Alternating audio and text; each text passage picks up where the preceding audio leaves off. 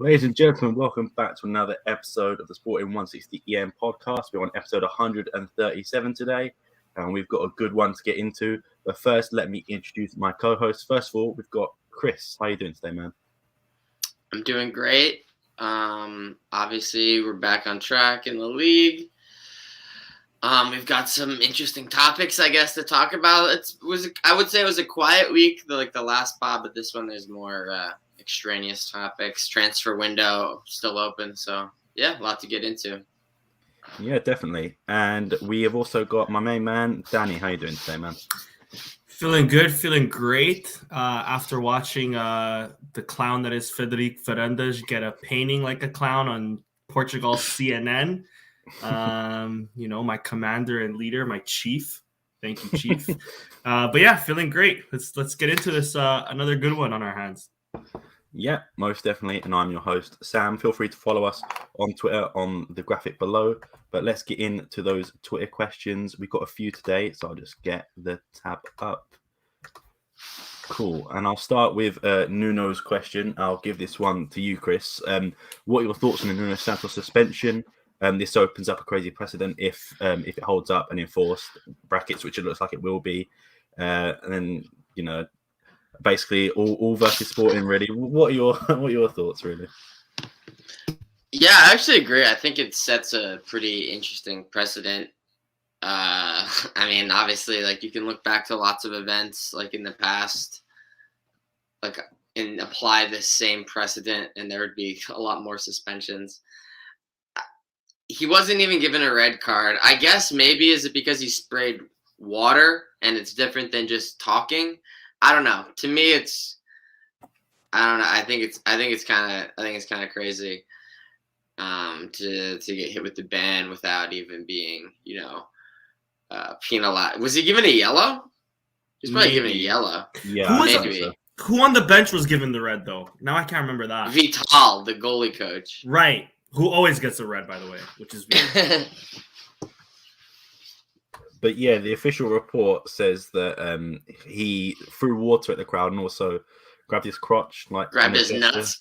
Yeah, towards the Vizela fans, which I guess I could sort of see why it's sort of like unsportsmanship. But I feel like we've got a couple birds flipped, like in the past. Obscene gestures. I don't know, man. I'm pro obscene gestures, so I can't support this suspension. Yeah, the way I've seen it is if the crowd can dish it out, they can take it back as well. But Danny, do you have any other thoughts? At the end, there was some. It seemed like there was some conflict, some flares being thrown. There was some action, man. I didn't know the Vizela fans had the sauce like that. So good for them. Newly promoted, they still got that fresh energy. Yeah, for sure. I'm like Chris. I love a little shithousery, and Nuno Santos is no stranger to shithousery, I guess, if you will. But at the same time, he needs to control himself in these situations. I don't know what was being yelled at him or chanted at him, but at the end of the day, you're 2-0 up against Vizela. Like, you're not playing the greatest, but you're playing well enough to be commanding this lead. Like, kind of unnecessary to like spray water or like grab your nuts at them. But hey, at the same time, it is what it is. But it's just as much as our president likes to say we are respected by the refereeing officials now and all of that, it still shows that we still do have special treatment because Andre Almeida can talk shit to the Porto fans and all of that stuff, but Sporting can't do the same against little old Vizela. But nonetheless, I think Nuno Santos should have controlled himself because now he's out the next game and we might miss him. If this was in the NBA, I feel like you'd also get like a 1-game suspension. But there's so many more games. Like the games are so much less significant. 1 game out of the 32 that you have seems so heavy-handed, you know. Yeah. And if it was the NBA, maybe Nuno Santos can get a guy kicked off like LeBron did a few weeks ago. So who knows? Next story is on a big one that's been sort of circulating throughout Portuguese media. So we've got I think a Joga today and a Bola yesterday saying that it's a cash plus loaning out another player and a player for sale. I think it was Bruno Gaspar permanently and Plata on loan. Daniel, I'll give this one to you. Do you think we're giving up too much for just one guy when, well, according to Nuno, hasn't impressed lately? He's impressed me, but what are your thoughts? Yeah, I think the only obscene part about the Marcus Edwards deal is the 50% for like 8 million or what it is. Plus Bruno Gaspar, I don't mind us losing. I mean, Plata, I think I'm willing to give up Plata for Marcus Edwards. This is something that should be always noted is I don't know if Plata's a loan or a permanent, but either way, we only had 50% of Plata. So if Plata is a permanent, it's only 50%. Continue. Exactly. So, and then in that sense, are we giving up all 50%? I'm assuming so. But I also seen reports today that Plata is only going to Guimarães on loan if this deal were to make sense. Is this just, are they just fucking, what is Valladolid? Is this for the next year? Like, are they just jacking him from Spain or what's going on? It might be, we might just recall. I don't know if he's been playing ever since the car accident. I think he has, though. Yeah. If I'm not mistaken. So I could just be that they're recalling him from that and then sending him to Guimarães. Who knows? I also thought Valladolid had a buyout clause on Plata. Again, I could also be wrong on that, but that's what I initially read when he was first. In theory, some chance of being able to hit as Guimarães. What is his passive? It was like 10 million, I think. That's what I believe it was too. Is Guimarães gonna pay 10 million? Is that what you're valuing him as? How are you just throwing him into a transfer where you're already adding 8.5? It is crazy, actually. Yeah, when you think of it like that. Exactly. So, but again, if it's on a loan, like maybe the only issue I have with that is the 50%. But in the overall scheme of things, is Marcus Edwards. Is he a priority right now, right this very second? Maybe if we end up losing Jovan, like that's somewhat being rumored, maybe. But I'd rather a center back. I'd rather another striker. But hey, that's just me. I think the only thing obscene. I mean, Bruno Gaspar. Like I think that's just like I don't know what that is. That's just including him just to include him at this point. Like. I think he used to play there. I guess they just kind of assume that they'll take him. I don't know. Would that be? I would probably be a loan too. Yeah. No. I think I'm pretty sure we're just gifting him them to there. But like from what I swear before Bruno Gaspar was included, it was an 8 million mark, and Bruno Gaspar is included now, and it's like 8.5. So I don't know what that means about Bruno Gaspar. Let's go, bro. But yeah. Get that market value up, brother. Yeah. I actually think Jovan's kind of factored out of our heads because he hasn't played in a while, but like he did in theory return to being fully healthy this week and practiced. Mm-hmm. I saw like a rumor that he like could be sold. I mean, the Jovan could be sold, the Jovan could be renewed. Rumors have been, like we've talked about before, have been going on for like a year. Obviously, last January, I'm pretty sure that's when they started. Yeah, we're coming full calendar year on those Jovan renew or sale rumors. Who knows if it's actually going to happen? I guess it has like a week to be finalized if it's happening. We'll see, but it feels like his value is at best half of what it once was, and it does feel like Edwards is an upgrade for sure, especially like presently. Like I mean. I don't know if that comment is going to get me killed or not, but I think he performs on a more consistent basis. Yeah, he also plays a lot more than Jovan does. He seems less injury prone, but definitely seems like somewhat injury prone. Not Iron Man, but also not Jovan, because Jovan's kind of the peak, constantly injured guy. Mm-hmm. But yeah, so and it's like at the same, and then you think about like what you're paying, what you might cost. What they actually think about Plata. And then you think about like our lineup, the PSP. I don't think does anyone sit of PSP, or is he just kind of our utility man first option off the bench. Is Tabata included? I don't know, but as far as just like Edwards the player, yeah, I would certainly take him for the stretch run. Like as like in the same spot as Jovan. It's like, yeah, but like I think the thing that's to be debated is the value, and then if Plata is alone, like the chances that he's actually going to be sold, because that would, in theory, help finance a good chunk of it. But like, I don't think Guimarães is in the business of paying what we at least claimed like 6 months ago, what we thought his value was, you know? Yeah, I agree. The only thing, I tweeted it the other day, and that I didn't see the sense in him coming right now, just because, like you said, Paulinho, Sarabia, Pot, no one's getting dropped from them. And okay, if he wants to come sit on the bench and come off the bench, that's fine by me. But a player like Marcus Edwards, who he'll play next year. He'll play next year for sure. Sarabia won't be here, you know. Yeah, I mean, but would he want 6 months on the bench? Is that something that he'd sign up for? Like, don't get me wrong, he could start. I reckon he could he'll start right some now. games. Yeah. Yeah, but he could start right now he gets in Benfica's team, I think, and Porto's team. And it's just like, I know them two aren't bidding for him, but he's like, well, I could come here and sit on the bench, or I could become a starter straight away. But I guess if he wants to come, he wants to come. And more stability. He probably sees more stability. He definitely probably wants to work with. Benfica doesn't really have a coach. Obviously, Conceição is someone that seems like you'd want to work with him potentially, and Ruben Amorim definitely. So I think it would obviously narrow it down to those two just based on that alone, you know? Yeah. The only other thing that is good about the deal is just that he's an English player abroad, and they seem to, even if they have an absolute stinker of a season, some team will take a hit on him for like 10 million, 12 million. But I'm sort of linking it to my next question. You see from Paul Rodriguez there. I don't know if you guys have seen much from Fabio Carvalho, be one of Fulham's best players this season, and also has 6 months left on his contract. Or I'll rephrase the question and say, would you prefer anyone other than Marcus Edwards? Do you have someone in mind, Danny? He'd probably be the same price. Yeah, nobody else in mind. But let me tell you, I'd prefer this Fabio Carvalho kid over Marcus Edwards. Like you said, 6 months end of his contract. I'm sure Fulham will re-sign him, especially if they go up. Unless he goes to like a Wolves, I can also see that happening.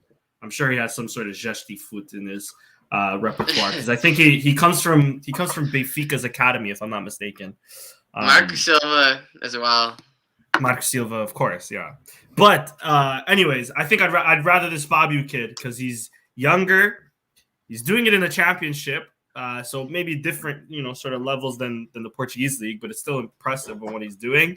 And let me tell you, from what I've seen for the kid, he's a baller. So Matheus Pereira popped in the championship, and we determined. And in the Premier League. Yeah, in the Premier League. He did okay in the Premier League. Yeah, we determined that he was a player. We determined he was definitely at our level. So. Yeah, exactly. So yeah, out of that question, definitely Fabio Carvalho. In terms of anybody else, again, a center back or a striker. That Navarro guy from Gil Vicente, definitely at this point, loan out Tiago Tomás or keep Tiago Tomás and have 3 options, because who knows if we'll ever have an injury crisis where 2 of our strikers are out. Definitely a possibility. The only reason I can see Marcus Edwards coming in or another winger coming in is, again, if we're thinking about later in the season when we have Man City, when we have games close to the title race. What happens if Sarabia gets injured? What happens if Pot gets injured? Maybe Amorim is thinking about that, and he prefers a Marcus Edwards over a Tabata or a Jovan, because maybe Marcus Edwards is more dependable than Jovan, like we mentioned, in terms of injuries. Who knows? But again, I don't think it's my top priority. Yeah, Chris, anything to add on top of that? No, I mean, I feel like we touched on Edwards. I mean, obviously, Carvalho is probably a bit younger, and yeah, I feel like he's already on the English scene with a club that seems pretty sure to go up. Like, I feel like his path is defined more so. It would take us committing more of a Locuta, almost more than the 8.5 or 50%. Probably more of a Locuta for that than Edwards, honestly, Yeah, definitely. And I see Abdullah's comment there, but I think we're going to have a whole little section on elections and Veranda's interview, especially. Some good quotes from there and from good quotes from other parties, which we'll get into. But for now, I'll stop sharing that screen and we'll get into the Vizela game. Abdallah, well, I'll address that directly later because you bring up a good point, but unfortunately, there's other things. Cool. So 2-0 versus Vizela. Lineup of Adan, Coates, Inacio, Matheus Reis, Nuno Santos, Daniel Bragança, Paulinho, Esgaio, Sarabia, Pedro Gonçalves, and Paulinho. The goals coming from Bragança and Pedro Gonçalves. I'll start with you, Chris. What were your overall opinions on the game? I was honestly kind of shitting my pants at first. The first 10, 15 minutes, Vizela looked compact and organized defensively and lethal going forward on the counter. Thankfully that burnt out pretty quickly, 10, 15 minutes. But for 10, 15 minutes, they were looking pretty dangerous. I think they probably had 3 chances created from that, but only one good one. And Adan made a decent save, a 6, 7 out of 10 save. And that was probably honestly their best chance of the game. I feel like we responded pretty well. We dominated the game. We were definitely aided, much like the Santa Clara game. We were aided by bangers. I feel like in this game was sort of the same thing. This game could have easily dragged on a little bit longer than it did if we didn't have a couple bangers in the first half. And then the second half, 2-0 after that. It was definitely pretty cruise control-y. But I think that personally that the keeper could have done better on the Bragança's goal. Not to take anything away from him, his positioning, the ball movement leading up to that. I feel like Adan maybe saves that one. Gets a fingertip on it at least. It's not quite upper 90. It's towards the center more. I don't know. It's a good shot though.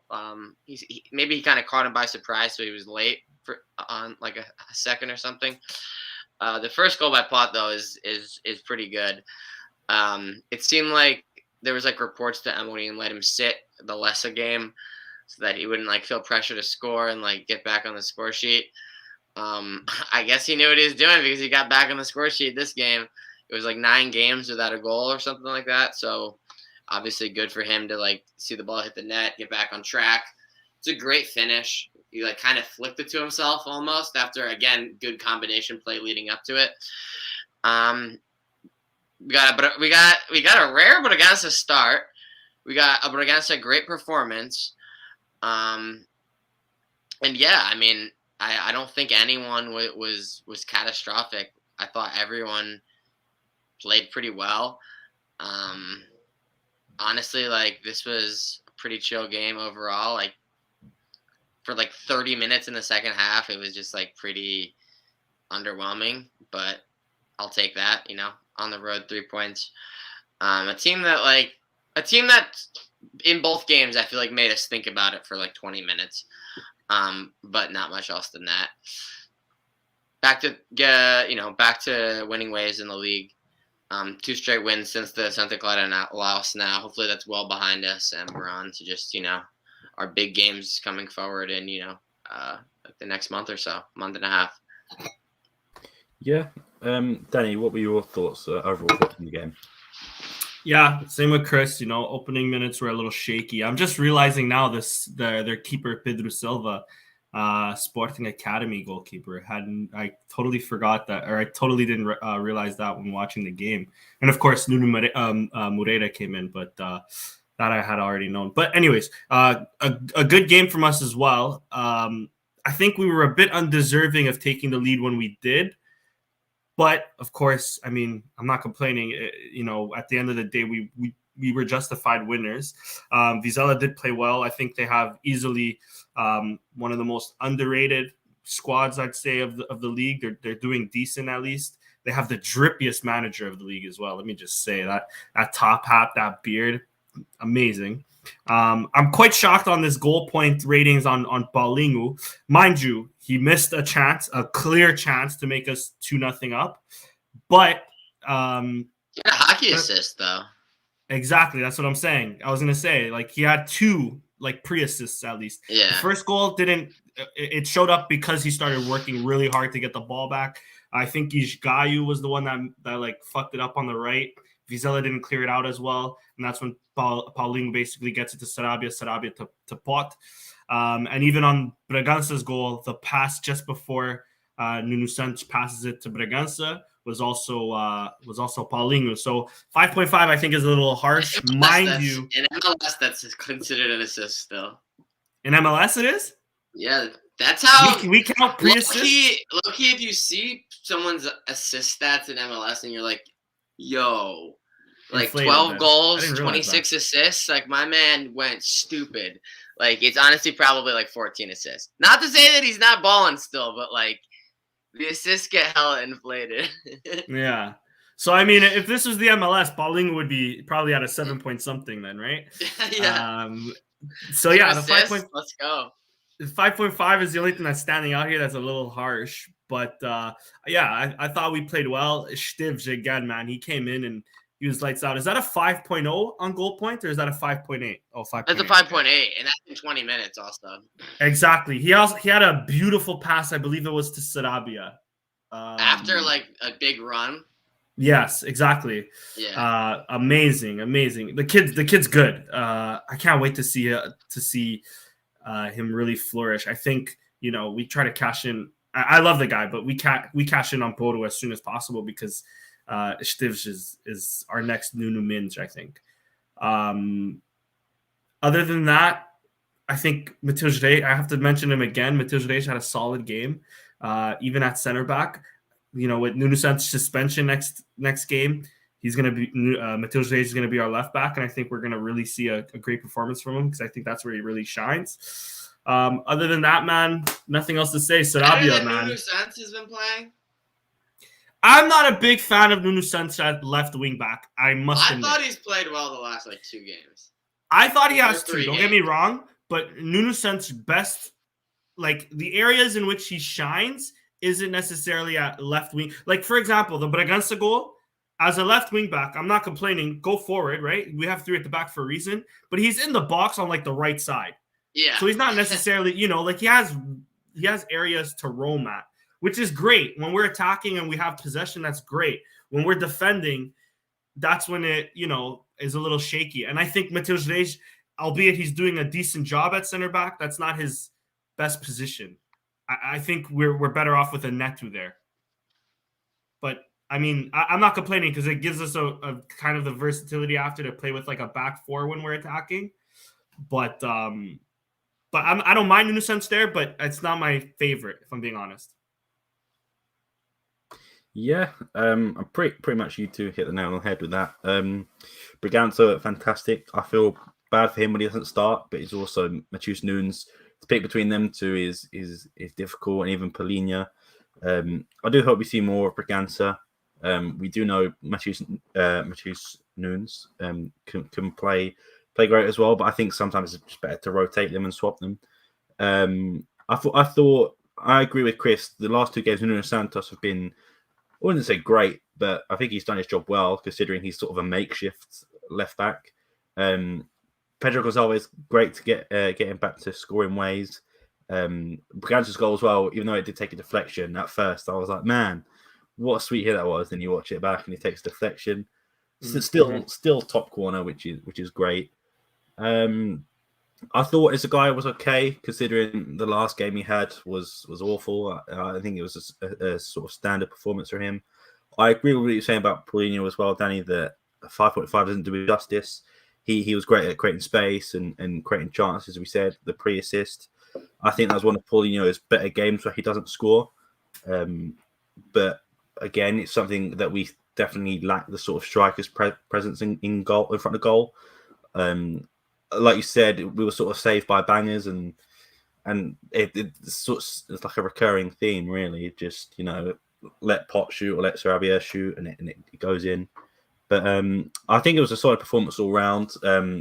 Nuno Santos, the sort of brawl at the end caught me very off guard and sort of soured the game a bit, I thought as well. I was watching it on BT Sport, and the commentator was like, "Oh, something you don't see every day," or like, and he kept saying like it ruined the game, which I sort of agree. And from an outsider's perspective, it did look stupid. I did thought I see the guy grab Nuno Santos by the neck, and I thought surely VAR would intervene, but clearly not. They just sent off the goalkeeper coach for some reason. But I feel like they just have to send one of our coaching staff off. Doesn't matter who it is. It's just sort of a random roulette. They just choose one. One day it's Ferrer, one day it's Amorim. But I don't know. Who was your? Would you all give Braganza man of the match, or would you give it to anyone else, Chris? Honestly, it's tough. It's for me. It's either Sarabia or Bot. I feel like they're both consistently like so dangerous. Just like Sarabia, like he got off to a slow start the first like month or so, but like, and I got some shit for putting him in my crack like line of my ranking chart. But like, it's clear that he's a fucking crack, and I definitely am hypocritical because for some people it's like, oh, he's only been here for X amount of time. It's not long enough to know for sure or to earn it for sure. It's like he's like Brian Ruiz, man. He's here for 6 months, and it's like, okay, we know what we have here. It's pretty simple, even if he's here for a season. He's really been playing well, and also like that's coincided with like stats too. G's and A's as well. So the numbers show it too. Yeah, definitely on that tier list. It might be something we might be doing in the future. So if you guys want that, feel free to let us know. Danny, who do you think your man of the match was for this game? Yeah, Christian stole it from me. I was going to also give it to Sarabia because I think he only had one assist, but he was like looking for like a hat trick of assists this game. He kept on constantly laying it off to people perfectly too. Big fan of Sarabia as well. I'm also going to give it to him as well because I don't think he gets enough love from us. He's a crack, and I agree with you, Chris, and I'm hoping that he stays somehow next season. 7.5 million a year salary before taxes. Maybe he'll decrease it. Maybe he'll realize how much he loves even half of the lot, bro. 3.5. I think he's got too much market, brother. Someone's gonna pay him that. Here's the thing, though. I think if he's not 28, he's 29. Maybe he's about to hit his 30s. Football's been weird recently where people look at 30-year-olds and 29-year-olds as senior citizens. So maybe not. But, yeah, you're probably right. Probably Sevilla's coming in for him. Lopetegui loves a fucking Portuguese league player, Yeah, or like any of like the top like 6 in Spain, I feel like are very reasonable bets. Yeah, I mean, I don't see him staying, but I mean, some strange transfers have happened recently. Like even I don't think anyone thought Julian Weigl was going to come to Benfica at one point. True. It was sort of like a one out of far-fetched. There was Cavani, which obviously didn't happen, but like was definitely close at a point, I think. He's not even. I don't even think he's expiring, Sarabia. So it's like he could just. Let's say they sell Neymar or something. It's like he could just be reintegrated into PSG. I think the next season is his last. The last year on his contract. Also, so we have to pay a transfer fee. It's like, what's his transfer fee? 30 mil? 30 mil plus his salary. Then it's like I don't think 30.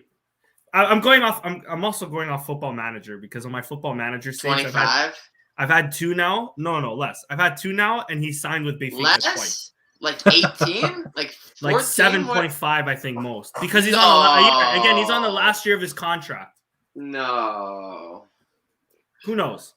I think that's a reasonable amount for the last year of his contract. Maybe. To a club that aren't going to press anything because they have money. Exactly. In January. I would have to be, I feel like January of the last January. Not yet. Not this summer yet. I feel like they can still get, especially if they get like a Tubarão in the like a bidding war like Real Madrid or Barcelona who somehow just like they're not going after Sarabia.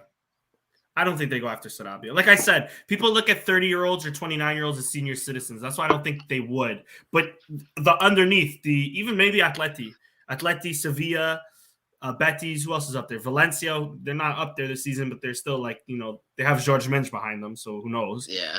I'd see them going in for them. And again, I don't see them maybe 10 million, 15, maybe. Jorge Mendes tried to loan Bruno Fernandes to Valencia To go to Barcelona. Or sign him for Barcelona on a permanent and then loan to Valencia for the first 6 months. Incredible. Incredible. Love those leaks. Speaking of, very good segue.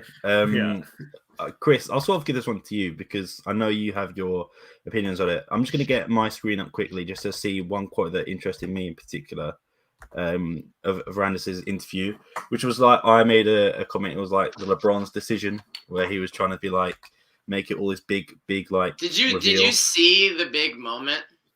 Like, no. Like within the interview? No. It's like, it's the most typical Varandas, like, the moment where he's like, will you be running again? Oh, yeah. That was the most pathetic thing. Stammers out the answer, like, and pauses and does, like, a weird sound, like, 4 times. It was so underwhelming, bro. It's like, dude, you've been teeing this moment up for, like, 3 weeks, and you stumble through your answer. Haven't you memorized it? Haven't you say yourself in the mirror for, like, I don't know. It's just typical Varandas. Yeah, this one quote in particular, just of Bruno Carvalho, we've not really heard Varandas speak on his name a lot. True, really. yeah, it was shocking in that sense for sure, because he just either pretends like he doesn't exist, or like, yeah, he doesn't acknowledge him. Even if he's acknowledging him by like doing politics, like, oh, we're trying to get rid of this player, oh, we're not going to wish this player happy birthday, etc. Like, he's not publicly acknowledging him, you know. Yeah, and like 2 things about this. The picture I chose just makes me laugh just because it looks like Bruno's staring him down and like Varandas done something wrong. That's my first point. But second point, whether it was a sincere comment or not, I think maybe a step in the right direction of him sort of trying to be a man of the people. I don't know what you guys' thoughts were because I saw a lot of people dragging him for it. But I think it's just like it's a simple, like he didn't have to say anything, but I feel like it's not. Do you think he's being serious though, or do you think he's concerned trolling? I'd like to think serious. Like, I don't know the guy personally or well enough to say, but I mean, hopefully it's sincere and like I said. Here's the other thing. I feel like what % of the Big Brother videos that are shared of Bruno Carvalho are making fun of him? Because I don't even necessarily agree with the premise here. None. Because I feel like 85% of them are not making fun of him. Maybe the first like week he was on, the first episode, it was like 50-50 maybe. But since then, it's like 90% positive, I feel like. Let me just say they're either sharing sharing his story at Sporting, which it's not news. Like everything he's been saying at Big Brother has been news. Like he said in the past, I should say, right? So it's either that, like he's telling his side of the story, which is I think why Varandas is saying, please don't, share these videos, because now you're getting a second light. Maybe he's worried about a different story coming out. Who knows? But there has been some sort of new things mentioned. Like I think it was today or yesterday, Bruno Carvalho said that he was offered a job like moments after he was dismissed from Sporting, blah, blah, blah, blah, blah. And the only meme that I think I've seen from Bruno Carvalho, like you said, after that first day was like yesterday or the day before when he's out here macking on these chicks on Big Brother, bro. Let my guy live. My guy's a player, bro. There's a reason he's had like 3 marriages, my guys. Dude, he's just out here. Spitting game on national TV. If you're Varandas, just generally speaking, it's definitely not in your best interest to see him rise in popularity, rise in relevance. It's definitely better for him to be destroyed and just like in shambles, in the ashes, just out of sight, out of mind. I don't have to deal with them. People aren't thinking about him. The fact that he's just like in the relevant, people talking about him. He's on the timeline, people seeing him, like reminding him of the past. Like it's definitely not. I feel like it's not in his best interest. I also think it's also at the end of the day, it's Big Brother, and Varandas, I think he's also definitely low-key jealous. Like, dude, he has no stands. I feel like like there's not enough personality to latch onto. Like, he's just kind of like a. Have you seen them? They're all in our comments whenever we tweet about him. They're always in our comments. Is Varandas stands. are they Varandas stands or are they just like defenders of like, or they just see him as representative of the sport thing that they're trying to defend? Maybe There's and this he's just one kind guy of who I by follow, proxy. and whatever like negative thing about Verandas or about Sporting comes up, he's straight away just replying to people like, I don't know if he's a bot He or a definitely has person. an army of bots for sure, but like there are definitely real people too that yeah, I mean people are fans of whoever, you know, but like I don't think he has as many fans. Even when Bruno was the president, he had, you know, more fans, you know, not just now in his like just celebrity life, you know. Yeah, definitely. Sorry, I was gonna say, like, this was an easy opportunity for Varandas to kind of kill Bruno Carvalho. I think if Varandas is better with his words, instead of like just saying like, "Oh, please don't share these videos," like it doesn't look good on Sporting because he'll always be a former president. Because like, let's be real, who outside of in Portugal knows about, you know, a former Sporting president on Big Brother? We can easily say the same thing about Jardel, right? But he could have easily killed him. Random petty comment. Didn't they like right when they first got elected? There was like a campaign to just like pretend like he didn't exist. Like the Bruno Carvalho 6 years or whatever just did not exist. The picture's gone. Like we're trying to pawn off any memory of him via like you know our players. Like it's really that's why I think that this comment is so weird because like he hasn't talked about it for like so long, and then this is when he chimes in. I don't know. I also don't really necessarily know the context of like what they were even talking about for this part.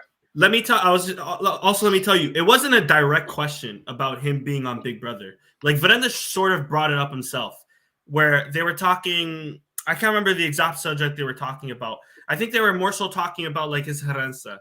It wasn't. He didn't necessarily say an herança pesada or anything like that, but there was more so that. And then that's when Varandas himself brought up. There's a lot of that's been mentioned with, you know, a former president on Big Brother. I have nothing to do with people's personal lives, blah, blah, blah, blah, blah. So Varandas kind of brought this up himself. So for him to bring it up himself, you would think that there was at least something, like if you're going to mention it, I would think at least like you're maybe worried about it or just simply you want to kill him off in general. Yeah. You do a way better way than just saying like, I mean, low-key kind of, I thought they did, to be honest, but he really did just kind of resurface first as a meme and now as like a serious like celeb, if you will, you know? Yeah. Started with the DJ thing. It's like, LOL, look, he's back DJing. It's like, all right, well, now I guess he's like, that's his thing or whatever. That's cool. Like, all right, like maybe he's making some good videos or whatever. And now he's like on this thing, which totally like legitimizes him, you know? I'm very curious to see if like the general public in Portugal have a different perception of him now. Not sure. It's not like I doubt it. I think most people will be. I don't know, man. I feel like he definitely he's made inroads in places that I think probably don't matter. Like middle-aged women who don't care about sports, who are just watching the shit. Like they might just like him now. But like does that benefit his like constituency, you know, for return or anything? No, you know. No.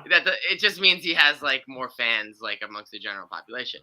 But like as far as sporting people, maybe some of those people were just kind of like blind media people who like obviously like all the fact checks are out there. Like obviously like you can see that like the court never charged him with terrorism or anything. And like he was like, you know, I'm losing the word when you're acquitted of all charges, you know, like you can go and see that for yourself.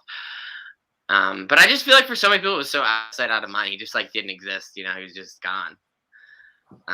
So yeah, I'm glad that he's like easing back in at least. It's clearly what he wants. He's a man for the spotlight. He's a man for the people. You can't kill him, bro. They literally like he successfully survived. I think it's safe to say he successfully survived a character assassination attempt. A very solid one at that. Yeah, definitely. Really quick, guys. I know we mentioned the Varandas bot. I think one is here. What the fuck is that? Sorry, go ahead, Sam. It is literally just another segue to, because I know that was just one quote of the many, but this is one I wanted to share. Nuno Sousa, who's announced he's running against Fernandes, has come out to criticize, basically just saying there was a conversation, like there were no important questions such as financials, debts, television rights, UEFA warnings, and even things about interesting capital. Chris, this is more your side of things. So, what were your overall thoughts? I mean, honestly, like this. Also, like, what is that mascot? That would give me nightmares. He's lost on that alone. He was with the mascot again because he was in Vizela this past weekend, and he was with that mascot again. So here's where I will defend him, and here's where I will shit on him. It is clearly, from what I can tell, it is female. I do not know what gender Jubas is, but I'm assuming he is male. Also, I don't know if both of them or one of them is non-binary potentially. Jubas, are they related? Are they married? Or so it is either. I feel like if Jubas is either male or non-binary, I feel like this is either female or non-binary, so it's not Jubas. Basically, what I'm saying is it's not a fake Jubas. It is just a different lion that looks weird. We get down to the important information on this podcast. I will not defend how it looks because it looks weird, but it's not like he got the Wish Jubas. He got like Jubina, you know? His like Jubina.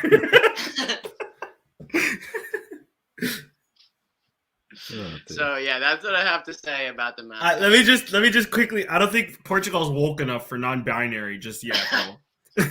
Especially not fucking middle-aged 40-year-old or 50-year-old Portuguese men. All right. I feel like Jubas is male, and I feel like Nuno Sousa is female, so they're not the same. It's just maybe it's just like his weird cousin. I don't know what it is, but it's not Jubas. But basically what he says here in this quote, like, I feel like he does a really good job, at least, of like just in like one paragraph summarizing just like I feel like what are some of the most important pressing issues for the club. And it's not a coincidence that these things are like never discussed in any serious way, especially not by like the president. First off, he rarely does interviews like this. And in a big, the announcement. Sorry, that comment is crap me up. I do apologize. That is funny. I feel like what you would call it? I lost what I was saying now. That's pretty funny, Richard. I feel like a softball interview with the guy from CNN, his first interview with them. I get to make the big announcement on your channel. You get to have this big thing. You get to advertise for it. They're not going to be asking, they're not going to be grilling him with tough questions. It's supposed to be, for him to, to campaign a little bit. I hope these things are discussed in a serious way. Hopefully there's a debate. I don't think that one debate where they talk about it is enough. But it's better than never talking about it, I suppose. And I feel like those are some of the more pressing issues to the club that I don't really expect to be addressed in like a primetime CNN interview where it's a softball for him to announce his candidacy, Yeah, definitely. So elections, is it March 5th? Is that right? March 3rd, maybe. Beginning of March for sure. So it leaves us with a little under 2 months. And the lists have to be finalized by February 3rd, I think. Oh, okay. Cool. As of right now, only 2 candidates for Anderson and Nuno Sousa. Is that correct? Yeah. They keep saying Ricardo Oliveira. He's got 10 days to get his signatures. I've seen no movement. I've seen no talk of any movement. I just see him thrown in. I'm not sure if it's like a slight by like the major newspapers to try to like delegitimize Nuno Sousa. It's like, oh yeah, and these guys. But it's like, obviously one's a formal candidate and one is like a rumor. Like, Nuno Sousa is clearly a formal candidate. Like, he has a whole thing. He's been getting his final signatures to, finalize this thing. Like, I don't think he deserves to be mentioned in the same breath as someone who's just still a rumor like 12 days out, But yeah, I'm assuming it's going to be a one-on-one, Varandas versus Nuno Souza. Yeah. Danny, did you have any more thoughts on the Varandas interview at all? No, same old, everything was mentioned. Softball questions. At least he didn't stutter a lot this time. I appreciate him on that. He's maybe getting his words right. There's been a lot. It was just a lot of like, he kind of disregards the first like 3 years of his mandate and just talks about Ruben Amorim, us being champions, and how his job's not done because now he wants to have us as consistent champions, blah, blah, blah. Like that was the biggest takeaway from that, right? Mm-hmm. But it's like everybody said here, there's not enough questions on like, David Wang. There's not enough questions on like the rise, the stupid rise in debt that came since his mandate has come. Hopefully we'll get more of that in the debate. Hopefully, if there is a debate, of course, because who knows now how Sporting TV is run in terms of these things. Nuno Souza, I don't think he even stands a chance, especially not beside a lioness like that.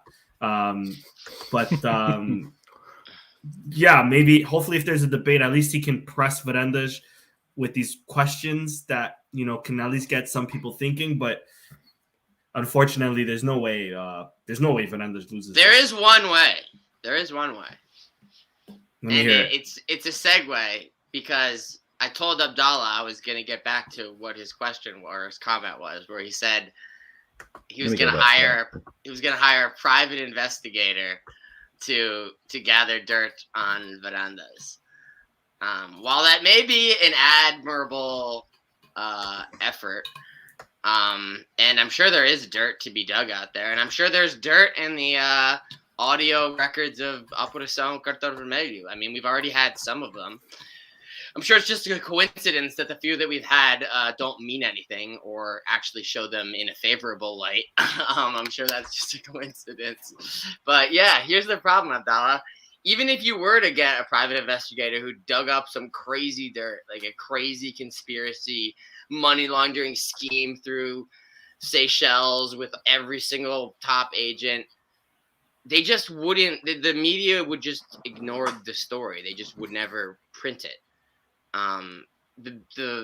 That's just like how it works in Portugal right now. And here's the thing, like, we are 2 months out or a month and a half out. Like, if major bombshells came out through Operação Cartão Vermelho incriminating Varandas and like really, really showing him in a bad light, like really showing sketchy dealings, audio transcripts, if they were doing to Vizela, like now that he's like dead, there's like beating a dead horse. Like that could be Nuno Souza's only chance, but they're just not going to release anything, man. Like, they're only going to release things that don't matter. So, like, segue into what we got. Like, we talked on the last pod. It was, what was the one that had come out but when the last pod was on? It was something about Braga, but I don't exactly remember what it was. Fuck.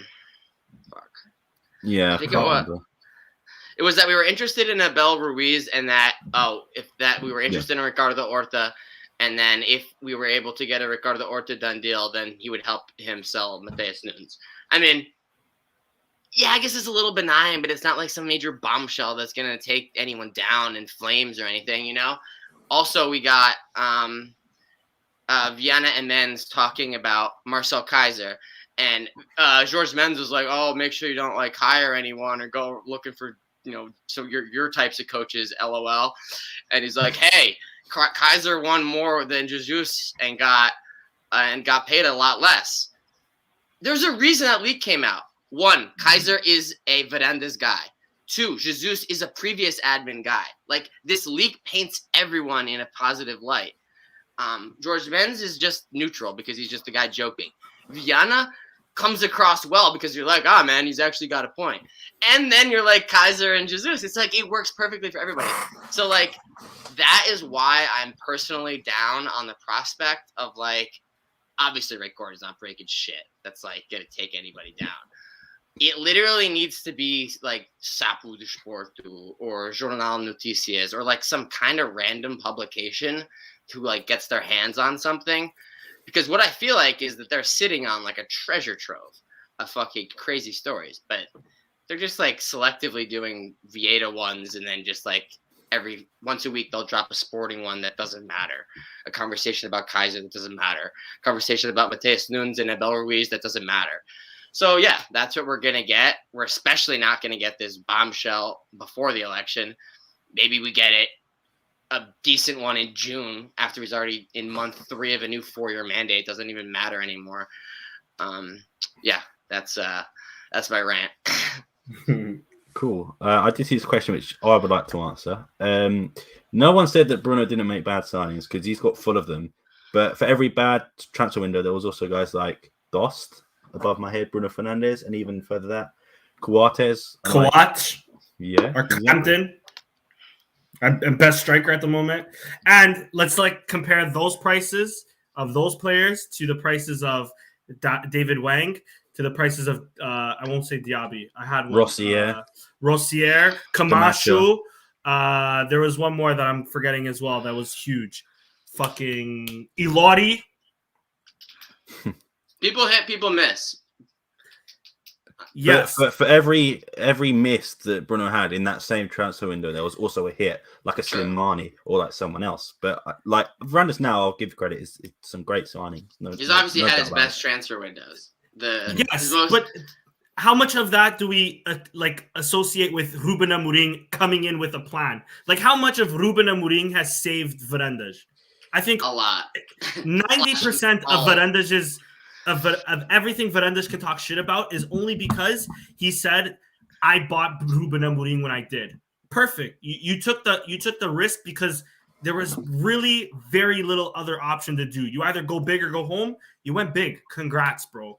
Congrats. Thank you for bringing Ruben Amorim in. And if it didn't work out, he actually would have been done, to be honest. He would have been, bro, there wouldn't be an election right now. He would have been dismissed a long time. We would have already had an election. We would have had Eleição Antecipada, I think it's what it's called. Yeah. Yeah, exactly. So, I mean, and 100%. To answer Rick's question here, why do we think there's a bombshell? I think there's a bombshell because when you get in bed with dirty people, their dirt gets on you in a twin-sized bed. If you do all your business through Jorge Mendes, it's literally impossible for you to not do shady business. If you do business with Bruno Macedo, it is literally impossible for you to not do shady business. So that's why I think there's shady business. That's literally all I have, and I'm fairly confident in that. I'm just going to play devil's advocate here for 1 second on something Danny said, and that was related to this question where you said, how much of that can we credit to Amorim? Could you argue that how much can we credit the bad signings to Kaiser, to Silas, to those type of guys? Because not if Silas. You didn't get enough time. I'm kidding. Balassi said on an Everton podcast that he was brought in, spoke to Kaiser, had a plan, and then Varandas got rid of Kaiser, and then the plan was sort of nixed. But like 8 days after the window, it was one game into the season, right? Yeah. Could you make the argument? That sort of helps my argument in terms of Varandas, I think, sacked Kaiser the day or two after the transfer window. So if you already knew you were going to get rid of your manager, why are you getting his signings? Also, I mean, if anything, it's also it's more of a criticism on Hugo Viana, who I think has finally got it right. So I don't want to sort of bash him for learning from his mistakes per se, because I haven't seen a Balassi signing or a Hesse signing or Fernando signing just yet. My only thing is the only thing I had towards the Ruben Amorim, which you're 100% right. How much of it can we blame on the coach? You're 1,000% right. I think the same thing. My boy Patrick, a Portista, also told me the same thing. It's like, how can we discredit Varandas? Or how can let me say, discredit Varandas for the past signings, but then put all the good signings towards a coach now? Like, can we just say the bad? Same as you're saying right now, right? Yeah. Which is 100% fair. You're right on that. But then it's the turnover. There's a reason why we've had 5 or 6 managers under Varandas. And now he finally got it right. So, of course, we're only going to have the one for the year and a half, almost 2 years now that we've had it. He's definitely I don't know if this is so much him or Varanda's strategy or Amorim just working with what he has at hand, but they've obviously leaned into the academy in a big way. They've taken a big bet on the academy, and it has worked out very well. This man was saying that the academy was destroyed, like, just 1 year Months before. prior, yeah. And then whatever. Now that it's working out, it's all of a sudden not destroyed. So, whatever's convenient at the time. But, yeah, you could, I guess, credit Varanda's plan of leaning into the academy. And in fact, maximized it, In fact, you should credit Varandas for that, right? Like, maybe the mudança de colchões made this much of a difference. My guys are sleeping better, now they're performing better. No, joking aside, that this was his idea from even the start. I remember 4 years ago he said that he wants to use more of the academy. Perfect. Credit him with this. This is the 10% that I'm talking about. The other 90% we credit to Ruben Amorim for fucking helping him out immensely. Because I think in this next mandate, what we'll see is life after Ruben Amorim might not be so sweet. I knock on wood that I'm wrong, but it might not be so sweet. Our futsal team that I know we're going to get into it eventually, our futsal team just basically sweeped the fucking awards for best team, best player, best coach. These players are aging. What happens when João Matos isn't there anymore? What happens when the keeper isn't there anymore? What happens when all these guys eventually retire? Ziki's not carrying the team. There's already been a huge disinvestment when it comes to our modalidades. What happens afterwards? So he's going to win this election. I have no doubt in my mind. And even in fact, I actually think he should win this election because it's went so well this last year and a half. But I'm worried about the next 4, or at least the 3 towards the end of his mandate when there's no Ruben Amorim. Our futsal team is going to look completely different. Our modalidades aren't going to have as much of an investment as it has in the past few years. And then on top of that, our debt is going to finally, eventually, I think, catch up with us because we can't just keep on signing a new loan to pay off our previous loan to, it's going to catch up to us. He'll eventually need to deal, assuming there is no election before the end of his second term, like he'll eventually be the one that has to deal with securing the majority of the SAD by buying the debt from the banks because that's 2026. So that'll be like, his last move as president will decide the future of the club potentially, as far as like who maintains the majority of the SAD. Yeah. Last thing before we move on is just Nuno Sousa, answer your DMs, man. If you're on a stage and you speak English, you might not speak English to be fair, so it might just be true. Well, man, we'll speak our broken Portuguese if need be. We'll ask the questions in Portuguese. We're accommodating here at Sporting. If I recall correctly, in 2018, all of the candidates went on Sporting160 Portuguese. If I recall correctly. Mm-hmm. So maybe there was we need that. I think Richardi didn't.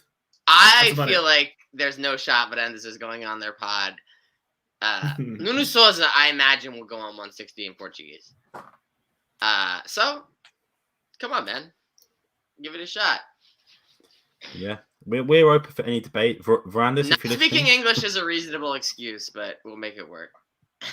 Yeah, and like just so everyone's clear, this isn't like a one-sided thing. We would love to have Varandas on here, but he's not gonna come. It's not happening. Or like anyone from the administration. If he wants to send an official representative to speak for him, like who works for the club, we'll take that too. He's not gonna do that either. No, he rips us of athletes, let alone fucking 5 minutes before we're supposed to be interviewing them. So his posture to us is no different than his posture to the clacks or like honestly the average fan in general. It's just that's just his posture, Yeah. Which is another thing because that just triggered something. Another thing that pissed me off about that CNN interview on how he's always like, os sócios do Sporting, os adeptos do Sporting querem A, B, C, D. And it's like, bro, you've made adepts and sócios of Sporting take off their shoes to enter a stadium. You've done so much against the sócios and adepts of Sporting. Who really are you to say what we want? I think what you're talking about is the sócios of Sporting that have 20 votes that constantly vote for you. He also mentioned, because what was also brought up was the how he won 42 or 43% the last election. And he was like, yeah, well, 82% of it was me and Benedito, which he's not wrong. But what he failed to mention was when it comes to people voting, he actually lost that election. Benedito had more votes. He just, or more people voting for him. But Fernandes just so happened to have more votes. So. And if there was a Segunda Volta, I think there would have been one because I don't think either got 50%. No. Which obviously was something that was chatted about. First term never happened. I guess the app, I thought the app thing was interesting because that was something Nuno Souza actually mentioned. Nuno Souza had been like releasing his campaign like one chapter at a time, basically for a couple weeks. Like one of the chapters was like the app and stuff, and like we have a joke app. This was talked about, and it never happened, and there's no plan seemingly to do it either. And then Fernandes talked about it, and like.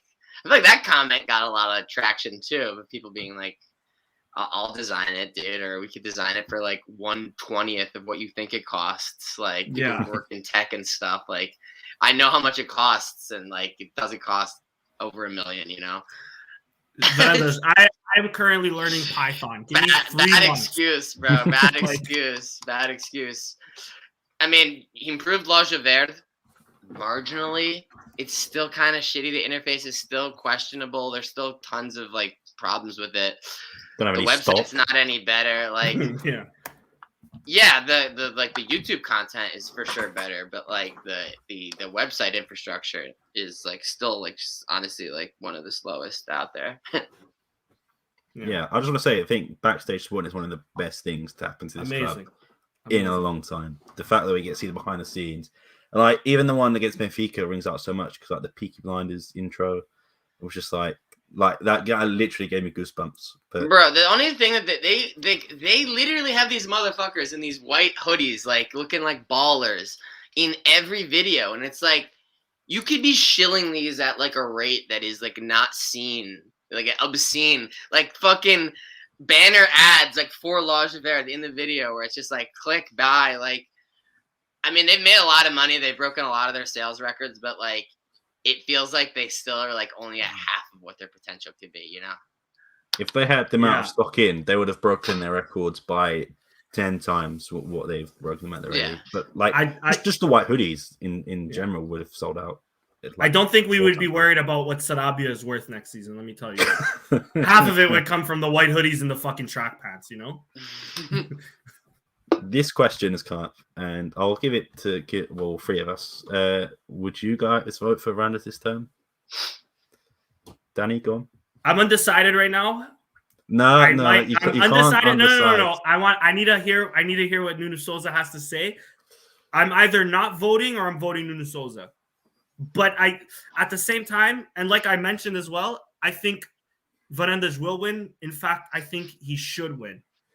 I just don't want to vote for him because, our Aussie Tuga mentioned, it was a big deal when Bruno Carvalho called Sportingistas tolinhos, but calling us, I'm going to fuck up the word because now I'm trying to read it, escumalha, is fine apparently, So I'm either not voting or I'm voting Nuno Souza. I'm likely not voting. Even if I did vote, let's be real. So let's just say the lists are finalized. My vote February. from Canada isn't going there. Sorry, go. The list finalized February 3rd, which means like, what are they going to print the paper at the earliest, like the 7th? Like we have like less than a month to turn around, and it's definitely not a priority for them to make sure that exactly we're the getting international sausage. This is from an administration and a president himself that said he wants Sporting to be even more in Lisboa, or I'm butchering the quote, but he had something with Sporting being more in Lisboa. So, do you really think our votes would even matter? Benfica literally has more voting democracy because they have voting in their nucleus, which we don't. And obviously no movement was even like attempted to be made. Even though he mentioned it on his campaign that a lot of things. E-vote would be a thing by next election. E-voting and Segunda Volta, both of which didn't happen. Nothing. Also, I feel like a lot of the shithousery that he was able to get through via technicalities, through breaking statutes with AGs, was because he had Rogério Alves like at the helm, ace lawyer, and like just king of like shit like that. I feel like without him on his team, it'll matter less because he'll already have his second term, but like he'll be a lot less protected in a technicality sense without Rogério Alves, that's for sure. And I feel like Rogério Alves deserves a lot of credit because sometimes I feel like Varandas is just like a limp body who's just like when someone 100%. Is just like FBI agents are like taking the suspect away and it's like two jack dudes and it's like the person they're almost not even using their legs, like they're just being like dragged. It's like I feel like a lot of the shithousery and like legal statute evasion was Rogério Alves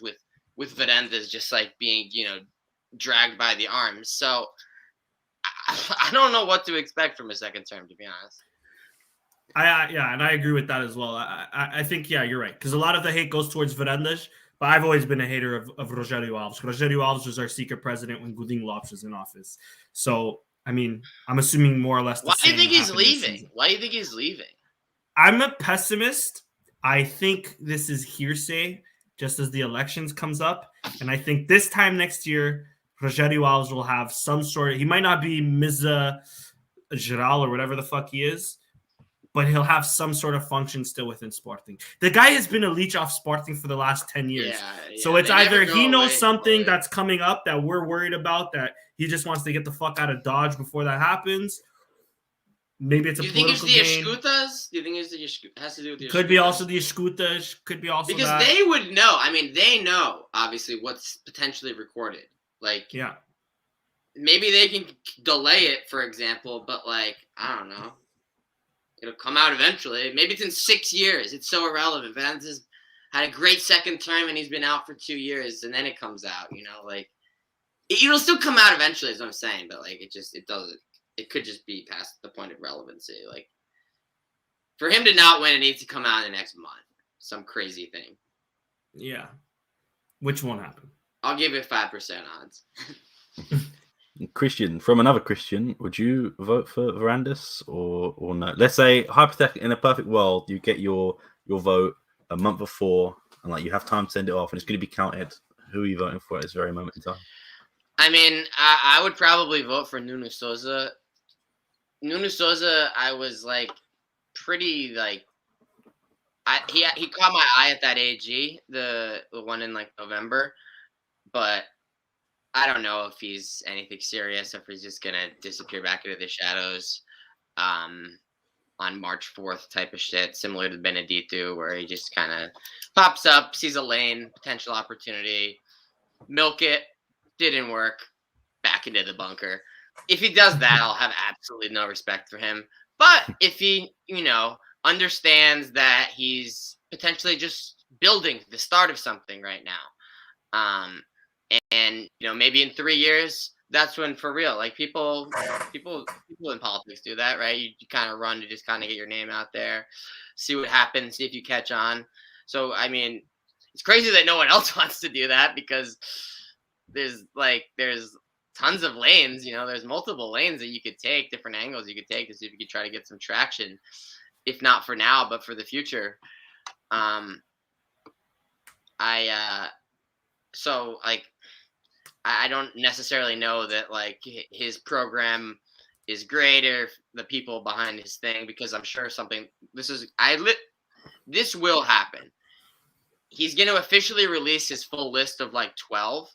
And then his like finance person is going to be like someone that worked for Godinho Lopes or something. And then people are going to be like, oh my God, Nuno Souza, this guy, throw him out, bro. Complete joke. Like one of these guys was blah, blah, blah, or he did this blah, blah, blah in 2012. So just throw him out. Like that's what's going to happen. But like, I don't know, man. He's building imagine this knowing that you have like a 1% chance of this list even mattering. It's like, whatever. Let's hear the man's ideas. Let's see a debate. Let's see if Varandas answers some tough questions in a debate. And if we get that, I guess I'll be happy with the situation. Yeah. Let me quickly add Where the fuck is Pedro Madeira Rodrigues? Where's my guy at? He Last two elections he was showing up. He tested the waters, see if there was a lane. Like, there was a lane. He obviously didn't have the sauce to take advantage. No sauce at all. But who's got more sauce? Dude, I was actually going to do a poll on the page, but I opted not to. Danny, I can't believe you. I literally would not have remembered if you didn't say this. Who has more sauce? PMJ or Nuno Souza? I haven't seen enough of Nuno Souza, but I already know he has more sauce. It is closer than I like to admit, but I give the edge to Nuno Souza. Yeah, but because the gap needs to be a lot further for him to have a real chance. Yeah, because he was cringe at times, like very super. cringe. He was a clown. Didn't he want Ranieri at one point? I can't remember. Yeah, he did. Yes, yeah. That was the last Ranieri, election. Man. God help us. Thank God. But I'm going to disagree with both of you, and I would actually vote for Anders. But one, I'm not a social anymore because I cancelled it and just haven't been bothered to renew. But I don't know. Just I feel like the club atmosphere is good right now. I know there's debts and stuff coming on in the future, but I think the stability at the moment is what I've wanted to see for quite a while in terms of like world champion in futsal, first Liga NOS title in nearly 20 years. I mean, I don't know. I mean, I know it's 50-50 for a lot of people, like that we speak to. I'm not talking about the general population because it is Veranda's win pretty much confirmed. But I don't know. I think for me, I'd vote for Anders, and maybe that gets me some hate DMs in a minute. But nah, for me, I want to see what he can do with a proper. I know he's already had the 3 years, but now, like you said, life after Amorim, want to see how he adapts, who he goes for, what happens. I think it'd be quite interesting to see. But and I'm with you. I think we do need the stability. Like I said, he should win. I'm worried about life after Amorim. Unless we can maybe get another manager after that. Who knows? But yeah. Chris, I know you had some loose ends if you wanted to go ahead with them. Yeah, just a couple personnel updates, a couple transfer things. Luis Felipe could be on the brink of returning. Santa Clara is only paying 1/5 of his salary, but he's still like their top 3. I think he makes $500K. They're paying $100K, so wouldn't be shocked if you see him showing up at Al Couchet sometime soon. Abdou Kante officially sold to Troyes, so Sporting got like $1.5 million for that. Nani signed for Venezia and then got an assist within 2 minutes of his debut, which was pretty sick. Jovan Cabral returned to training, which we touched on. Obviously, Marcus Edwards rumors are still very much active, and I would say are heating up more than they are cooling off the past couple days. At least that's how it's been trending. So, yeah, that's basically like the transfer loose ends. And then I just have a couple modalities. It's only been a week, so nothing crazy, not too many. Ladies actually lost to Famalicão 1-0. First loss of like the second round of the championship. B team lost to Stubble 2-1. Watched the second half on YouTube. Underwhelming. I see why the B team hasn't been getting too many results this season. Under 23s, 4-3 win against Academica. Hockey 4-4 draw against Braga, which was kind of disappointing over the past weekend. We're down 3-2, we're down 3-2. Went up 4-3, and then conceded a last-second equalizer. So we drew 4-4, and then we won 10-2 against AJ Viana. And then the last one I have is basketball. We beat Iliabum 85-75 for the league. And then today we beat Benfica by, I don't even know, like 8 to 10 in FIBA Europe Cup. So that was a massive win for us. Benfica's 0-3, looking like they're not in good position to advance to the next round. And we also signed a center. His name is Justin Tuyo. Played college ball at University of Tennessee, Conestoga. Most recently played in, I believe, Israel and then Switzerland. Big body.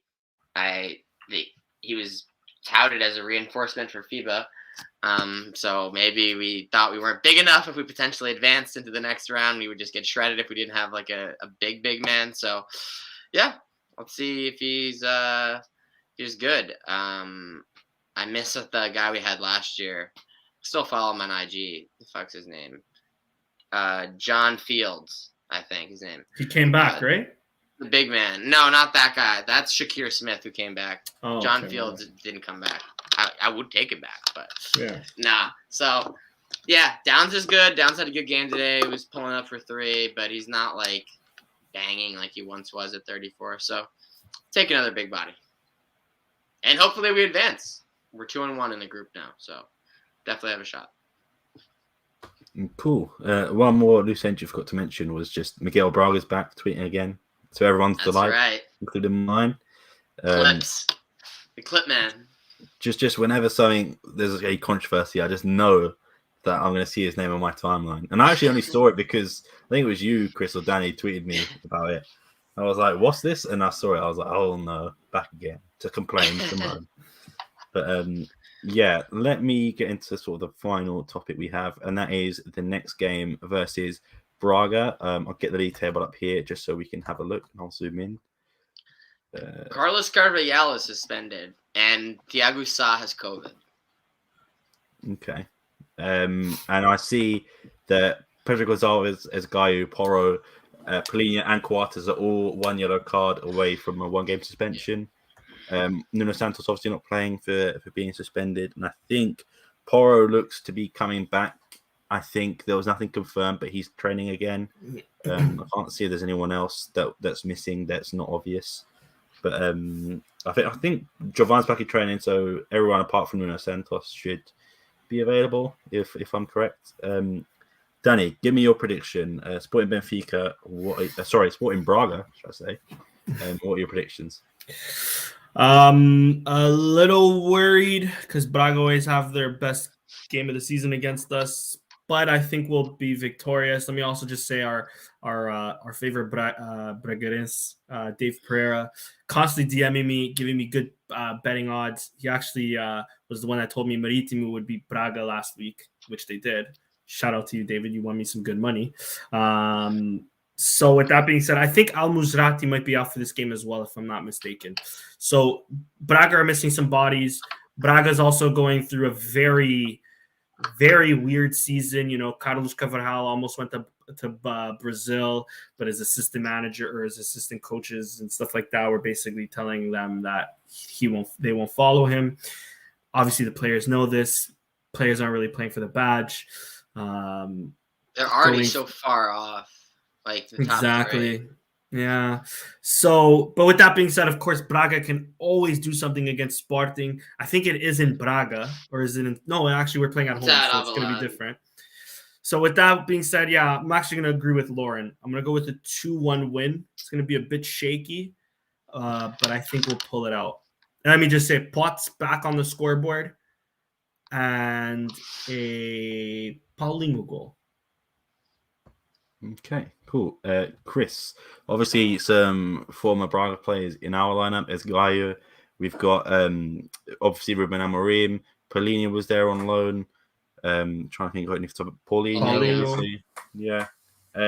What are your thoughts and what are your predictions? I think we win. I think we win, relatively comfortably, but not a 1-0 that has a couple of moments, but overall is pretty controlled. I just think that we're back on track, and Braga just doesn't have the sauce this year, especially at Alvalade. I don't see us dropping points, but like you said, they're always a threat potentially. They have some decent individual talent, so you never know. It was Benfica who slapped them around. I think was it 6-0, 7-0, something like that this season. Is that right? They scored actually. I think it was like 1-1 at one point, but then so I think probably like 6-1. Yeah. So by that measure, I'm not going to guess 7-0. I'm going to guess. I'm going to guess 2-0. I think Sarabia scores a penalty and then a goal from Matheus Nunes because he loves a goal versus Braga, as seen last season. But I like you said, I think it's probably going to be a tough game. You said that Carvajal's going to be out with COVID, but that might spur on the players to even better. No, he's actually suspended for shit talking the ref. Oh, sorry. Okay, Their goalie's out with COVID. Okay, so yeah, it could spur. Missing a coach, missing the goalkeeper might make them better. It happens sometimes. You miss a key player, and all the other players step up. I think it's going to be a tough one, especially the last 2 games. We've not looked brilliant, especially against Santa Clara. But I'm going to go with a 2-0 win to sort of get it back on track. I don't know if you, Chris or Danny, had anything else to add to just in general. Not really. That's it. Cool. So on that note, that has been today's episode of the podcast. Thank you all for joining. Feel free to follow the guys on Twitter while I get it up here. Chris's Twitter is there, Danny's Twitter is there, and mine is here. Also follow Sporting160EN on YouTube, Soundcloud, Spotify, Instagram. Try to think of some real ones before we get onto the joke ones. I think that's all like the main ones, right? Twitter, obviously. Did I not say that? Okay, Twitter especially. But apart from that, that's all from us. Thank you all for joining. See you next time.